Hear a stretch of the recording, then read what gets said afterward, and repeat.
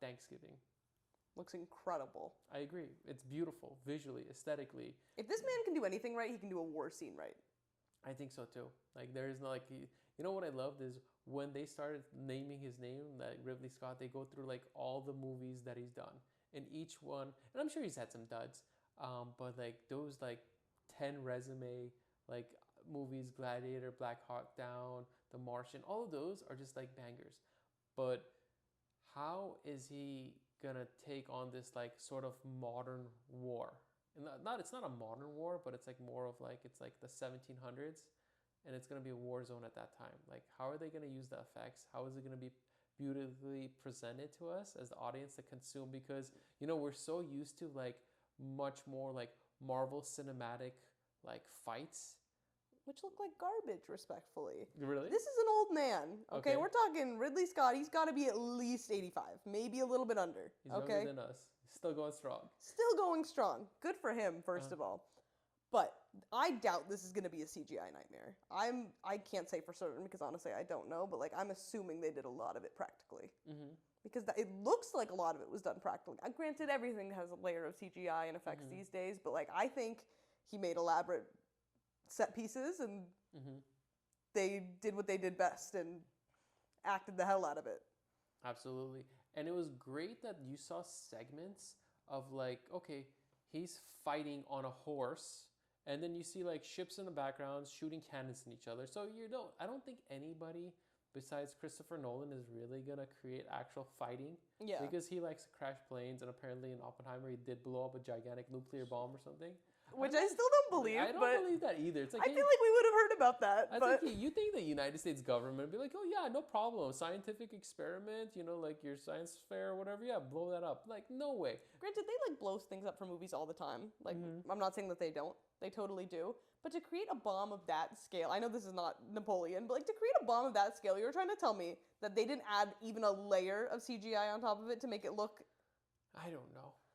I don't want to call bullshit personally. Hey, look, I'm not doubting you, but I'm also not doubting that man too, because they pretty much allowed him to crash a plane into a building. So I'm like, if he has like, what's that term, like a golden ticket, or there's some other cool fancy French word they say, it's like la grâce or whatever, like you can do whatever you want. Forgive me for my French, or if that's even French. But I felt like he can do whatever you want. He's one of those people, and so is Ridley Scott. Like he's been around for a while. He has his own production team. He has the blessing, and even after releasing 2 bad movies, that doesn't mean his next movie can't be fantastic. Hey, you know what? It's not about how you get knocked down; it's how you get up. You're absolutely right. Because you fall in love with him. It's like, oh man, it's sort of like Al Pacino movies. Like, what are you doing? And then he makes that one movie where it's like a gem. And I feel like this is one of those things. But with all period pieces, we all know, or those that have studied history, or like I was a history major, we all know how like Napoleon kind of comes to power. But it's how they're going to present to us his story and what type of liberties they're going to take to him. Because you see like, how it's like the story has already been told. It's like, like the French Revolution is happening. Like they're going to cut off the queen's head. And then it's like, how are you going to maintain order? It's like, I'm going to cap everyone here. Like, I'm just going to be like, no one's safe. I'm just going to shoot someone, quiet the storm, and then slowly become in charge, win a bunch of wars, get presented to be emperor, and then blah, blah, blah, what else happens? But they're going to take the liberty of it being a film and make that 1,000 times more dramatic. Easily. Because it already is a crazy story. Like, the story of Napoleon is not a tame, like, this is an everyday kind of man. Like, it's Napoleon. Yeah, and there's also the Napoleon syndrome where people know, like, what it's like. It's like a short man's giant ego where he overcomes, Like, he pretty much conquered Europe. I feel like it would be hard for this movie to not be, like, completely historically accurate, frankly, because everybody knows what's going to happen. But at the same time, like, I'm sure there's going to be a couple things that it's like, well, I don't know about that. I mean, they already hinted on it because he has a history of being sort of like his love interests, like, would always, like, talk down to him. Like, there's, like, emotional torture or, like, neglect or saying you're not man enough, and they would cheat on him, and he would write these love letters to his wives or his love interests, and they would not even care about him. I mean, that was, like, hinted on a little bit. She's like, without me, you'd be nothing. Yeah. Or like, I'm like, dude, I'm Napoleon, girl. I led the war, It's like, think about the ego she must have. insane. I mean, that's Insane insane to be like, I'm the one calling the shots, and you're literally Napoleon. But he's not Napoleon. Well, he's Napoleon, but he's not the Napoleon that we reference as history. Yeah. But it's sort of like, yo, you were the top dog. But it's like, yo, but you're not Alexander the Great, are you? Because that would be like, if you were Alexander the Great, you'd be like, you conquered the world. Oh, yeah. But I think that was his goal. But it looks fantastic. It looks fantastic. And it feels like it is a Thanksgiving movie. Yeah. Because I don't see myself rushing to the theaters to watch this during the summer. But during the holidays, where I know it's a little colder, and I know I have a little bit more like vacation time. Where Well, it's like, we all know the summers are for the fun blockbusters, Agreed. and the fall is for the art-driven, film-heavy, like Oscar-winning movies. Is what the Okay. fall's for. pretty much. It's where all the auteur-driven stuff comes But I out. feel like this is a good combination of both, where I feel like it's going to play to the audiences that want a badass war sequence. Yeah. There's going to be some great dialogue because you have great performers. I didn't know who the lady was, by the way. I have no idea who the I lady know, is. yeah. But Joaquin Phoenix can, he can sing. He can do anything. Pretty much. You like Joaquin? I do like Joaquin, but I hope it doesn't go too Joaquin, if you know what I mean. You know what I mean? Do you understand what I mean? It's sort of like what Nicolas Cage is an experience, because when Nicolas Cage started off, he was this great actor, you know? Raising Arizona, Moonstruck. I love Moonstruck. Yeah, so like, I hope he doesn't go too Joaquin Phoenix, if that even is anything. Because he always plays like these damaged people. Yeah. To a degree, or like society is not going to cheerlead for me. They don't want me. I'm not the pretty guy, which I think he's actually a beautiful man, by the way. But there's moments of like when you watch the video, he's like kind of wobbly. But I guess that was a sequence he was like probably out of breath. He was coming up the stairs. But I don't know where my mind was going with this thought. but I just hope it makes everybody... I think it's just going to be the perfect thing. It's going to be Oscar worthy. It's going to make a ton of money. And I think everyone's going to walk away with it pleased, unless it turns into an Alexander. Did you ever watch Alexander? I haven't seen Alexander. With Colin Farrell and like Angelina Jolie, Val Kilmer. Like, I think he also directed as well too. Ripley Scott. I could be mistaken, but it was supposed to be like Colin Farrell's like crowning of like he's the next he was, because he was that guy that I love Colin Farrell. we all love Colin Farrell now, because after The Lobster and like the other movie that recently just came out, I forget what's coming. Banshees of Inisherin. There you go. That was my favorite movie last year. But like when he first came out and he was that young buck, he had 4 number ones, and then this was his movie that it was coming out. And I forget if Ridley Scott directed Alexander, but when it came out, it was, I don't want to say dead on arrival, but it basically, people were not prepared. There was a lot of gay love kind of sequences. And I don't think Hollywood was kind of prepared for all of that. And what's really funny to me is that's what happened back then. Yeah. That existed. And when they depicted it... Oh, you think that like negatively got... Yes. That's disappointing, frankly. But a lot of people don't realize that's what happened back then. That's what, I can't speak for why it was what it was, but that existed. So it's like people got really turned off by it. Because a lot of mass audiences were like, Alexander the Great, he's going to go in and conquer the world, do all these great battles. But there's a lot of like... But he's also going to fuck a lot of dudes. Yeah, and Jared Leto, who's a beautiful man as well too, he's like he's casted as like his best friend and love interest. And that's what happened. So I don't know if people are going to go into this movie and thinking that it's going to be... I don't know. I don't think people saw the Napoleon trailer and were expecting a tame film, but Oliver Stone made it. Oliver Stone. I always thought those guys were kind of... I can't say similar, but they've both been around. They've both been around. They're older guys. They've done controversial movies.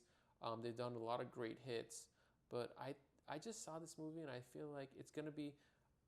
I don't want to use the word cookie cutter, but it's gonna be that manufactured, polished movie that we want. We want historic. We want battle scenes. We're gonna want some sex in it too. And the payoff, we all know what happens at the end to Napoleon. Yeah. So I don't think there's gonna be a giant surprise at the end of this movie. I think it's just gonna be a masterclass of filmmaking, assuming it's done well. I mean, I know he's got some hit or misses, but I don't think the amount of money that they spent on Napoleon is gonna make it a miss. Like, I think this was crafted. How much do you think it's gonna cost for this movie to make? Oh my god, dude! I'm so bad at guessing like film budgets, but definitely, I don't know, like, is 100 million like too low or too high? I think just getting Joaquin Phoenix in a movie at this point, he's easily just gonna command like 30 million or 40 million. 100%. You know? And that's just like on the front end. Now, who knows if he has like back end deals, you know? I think this movie is going to be like maybe, I'm going to guess like under 200 million. Like, I'm going to say $200 million. Yeah. But what I would like to say is this movie, box office wise, is probably going to pull in $500 million. You think so? 500 million. I don't know, man. Why? I mean, maybe. I just feel like people don't go to the movies anymore, which is really disappointing. So I feel like anything where people... It's a war movie about Napoleon. I think the dads are going to go see it. But, like, I feel like it might not bring in the mass movie crowd, which is really disappointing. So what do you think it's going to pull in? I think it's maybe going to pull 300 million. 300 million? Yeah. Even just 300? Even internationally, too? You think Napoleon's going to do well internationally? Honestly, it might. I mean, the French are going to criticize it because... What the hell out of it, well, are you kidding? He didn't even speak in a French accent, too. He just spoke like an English accent. Which honestly might be bad for its international reach. I don't know. Like, that was the part that really stuck out to me. Like, he just spoke English. Do you think it's going to do better than Oppenheimer? Oh, Oppenheimer it's sold out already in IMAX theaters. Like, you can't find seats. And it's more of an event. Whereas this is like... Gladiator. I don't think people are going to care as much. Like, you don't think so? I don't know. Granted, it's one of my most anticipated movies of the year. Like, I think people are looking forward to it. So you got to give a number to this. Like, okay. I'm gonna say 400 million. 400 million. Okay, we'll look back on this moment when we do review the movie, and it's gonna be so wrong. It's gonna be so wrong, and we'll be like, oh, we're totally off. I need to know the budget, I guess. You know, you never know because this was done before the writer's strike. Yeah. So that's the one benefit they do have is like, oh, this is slated to come out and like it's not going to anticipate. Like I think post-production stuff was all finished and they already had the date set. So, and who knows like how is group, I don't know if they're part of a union or maybe some of these people have like other aspects of it that are like they already have their small teams that are just going to cut it up and finish it.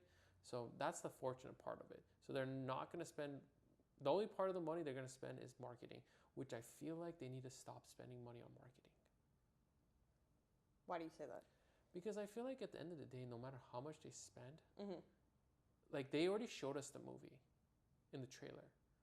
Like, why can't you just upload this to YouTube and just not do anything else? Well, let me tell you. We live in Los Angeles. Okay. We drive by billboards every single day that tell us the movies that are coming out. Not all of us.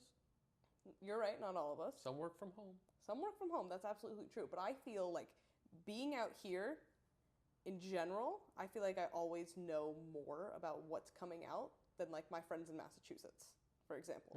I'll be like, oh my God, have you heard about this movie? It's supposed to be huge. I'm so excited for it. They're like, I haven't even heard a single person mention it. Because a lot of people don't have cable anymore. A lot of people watch TV ad-free. And unless they know that this movie's about to come out, how are they supposed to know to search it up on YouTube? Either social media, Instagram, I guarantee it. My Facebook. thing is, I think their movies are marketed wrong. They're not actually getting to the right audiences. Who is your audience? I think you need to tailor it more to like what your movie is. If it's like something like Bottoms, for example, that should be a social media heavy influenced movie. I don't think it needs to play really on cable. I don't think it needs any of that kind of advertising because that's not everybody who's scrolling through Instagram are the people who are going to go see that. This needs to play on a sports game. Football's going on, commercial hits, Napoleon trailer. That's how you're going to get the people who are going to go see it. Look, you're 100% right because this is a banger and it's going to be a giant movie and people are going to watch this like during the not this prior, like something like a Super Bowl ad. So, and they're already, if they're showing this trailer right now, I envision they're going to have this trailer during Oppenheimer and maybe Barbie 2 and maybe Mission Think of Impossible. the Barbie versus Oppenheimer marketing right now. Mhm. Barbie, they have all these collaborations. They're doing all of these things that are coming out, all of these events, Barbie, let's go party. Oppenheimer, the only marketing they're doing is like every 10 days they release a new fucked up picture of Cillian Murphy in black and white. Like, Look, do not compare the iconic-ism of one Barbie, because one Barbie is an upbeat story, yeah. and Oppenheimer is like. But I'm saying they're marketing to what their movie is. I Barbie, agree. go crazy, do all the collaborations. It's gonna make lots of money. It's We gonna all be know fun. it. It's gonna be fun. You cannot. I just feel like this movie will be like a very much gladiator-esque movie, and it won't go wrong. But it's one of those things. Like, did you pay too much to make this movie happen? Sort of like Blade Runner 2049. Did you ever see that? No. So Blade Runner 2049 was a case study of like, we don't deserve nice things. Is like one of the, I think it was a Hollywood article or what's it called, Rolling Stones article, where it's like, we don't deserve nice movies, because it was just perfectly made. It was a long movie, but it was like, this is what we anticipated, but we just don't deserve nice things because people don't have that attention span to watch that movie. Yeah. But I feel like this movie is going to have several acts that's going to have enough action sequences. There's going to be a lot of sex. I don't know if there's going to be nudity, but the people just like, more and more people don't like to admit to it. They want like movies to kind of like have more sex into it. Yeah. Because it's like everybody wants to see their Hollywood stars with sexy people get down and dirty. And I feel like this movie will have that. So definitely this movie is thumbs up for me as a trailer. And I think $500 million. So you're at 4? Thumbs up for me. I have no idea where I'm guessing these numbers, but I'm gonna go 450. 450. Let's see if. I feel like I want to undercut you, but I also feel like your number might be too low in general. Imagine it just pulls in a straight billion. I don't think what's hit the straight billion this year though. The Super Mario Brothers movie. That's like it. But that's like IP phenomenal, Exactly. and it was perfect for what it was. Dude, I thought it was very okay, but You thought, look, I don't disagree with you. yeah, It was, but it was I thought it was fine. It was exactly what the Mario movie was supposed to be. It offered us exactly what Mario should have been. They didn't play as, and it was fun. They had moments, and that's what it was. I think they played it as safe as possible, and that hurt it a little bit. But because they played it as safe as possible, it did so well worldwide. You're right. And it's Mario, and you need Mario to be Mario, and you can't be anything else. Yeah. No, Yoshi was an L, though. I know the little cameo at the end, but that's ridiculous if you ask me. Too much Mario Kart. And also, why was Mario not the star? Why was Peach the star? I'm all for feminism, but this is a Super Mario Brothers movie. Mario was pushed to the side. Luigi was pushed more to the side. Peach was like the weird... I don't know. The star of the show is really the star that's super emo and depressed. I think everybody walked away with like... Oh, this star was awesome, yeah. I think it just like hit everyone in a different way. Well, anyways, that was our reaction for Napoleon. Thumbs up for Napoleon for sure. See you later.